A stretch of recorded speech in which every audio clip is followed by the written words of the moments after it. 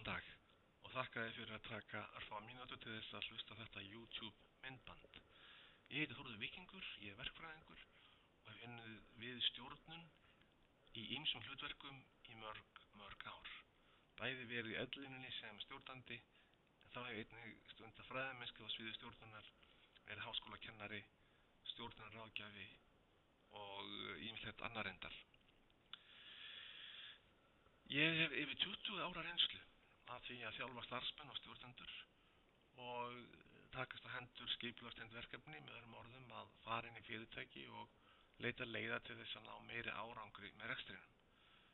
Ég hef unnið fyrir allar helstu endurmenntunarstofnanir landsins og ég hef tekið þátt í tugum skipulagsverkefna hjá fyrirtækjum, hjá stofnunum, hjá ráðuneytum, hjá félagasamtökum, bæði hérlendis og erlendis.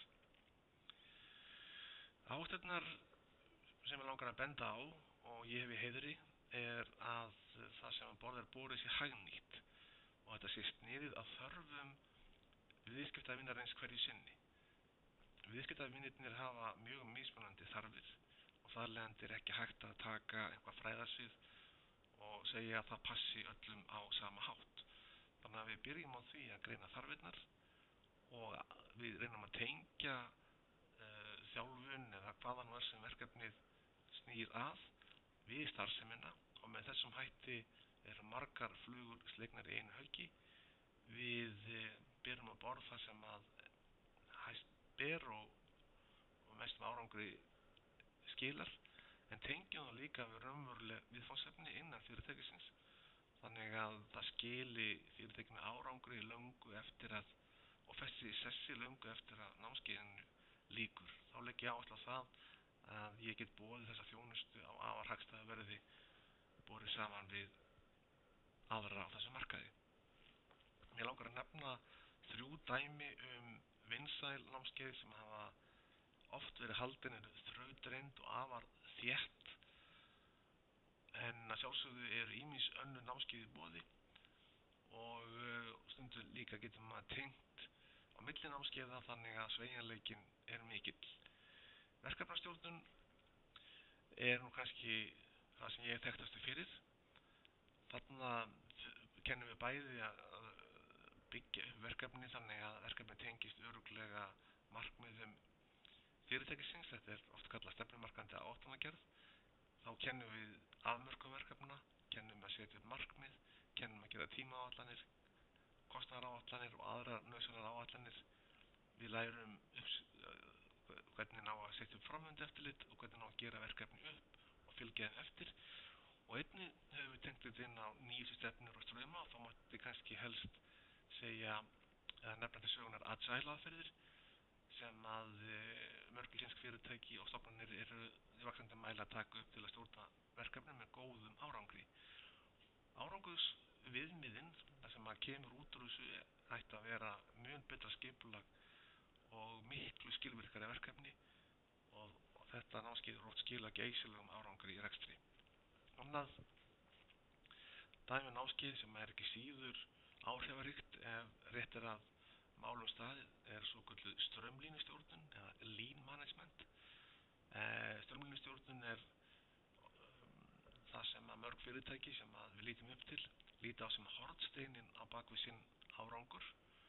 Þetta felst í því raun og veru að átta sig á ferlum eða helstu ferlum innan rekstrarins og leitast við það að auka gegnumstreymi vöru og þjónustu og annars slíkra hluti í gegnum þetta ferli, útrýma flöskuhálsum, útrýma biðtímum og með þessum hætti að auka framleiðni starfseminnar og bæta gæðinu leið.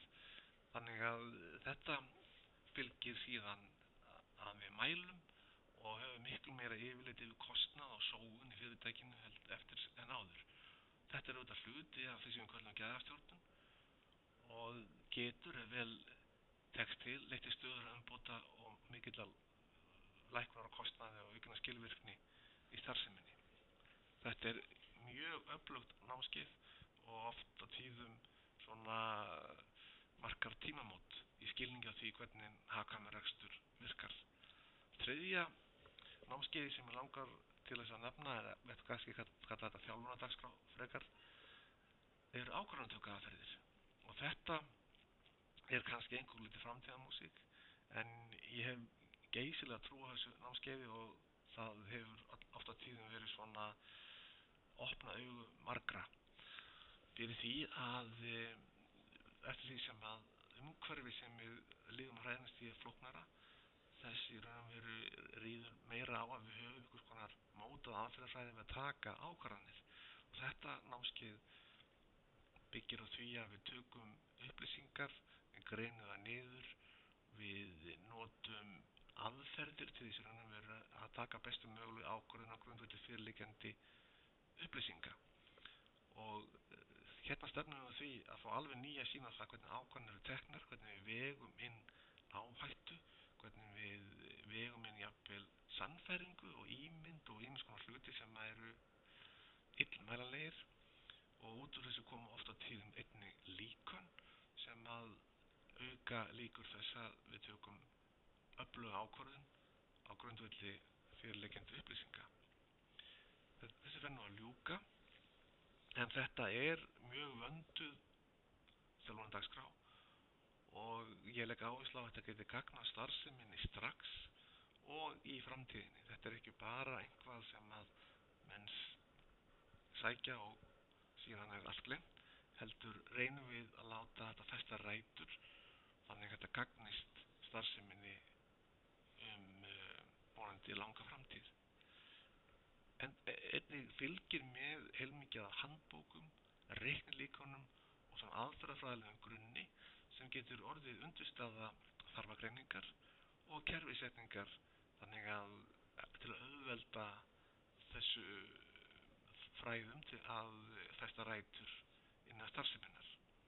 Þetta leiðir einnig til þess að við fáum nýja sýn á stefnu og stefnumarkandi áætlanagerð, þannig að þetta verði svona flæði sem að byggir á því að við höfum stefnu, við höfum útfærslu stefnunarinnar og við höfum aðferðir til þess að hrinda þessi framkvæmd.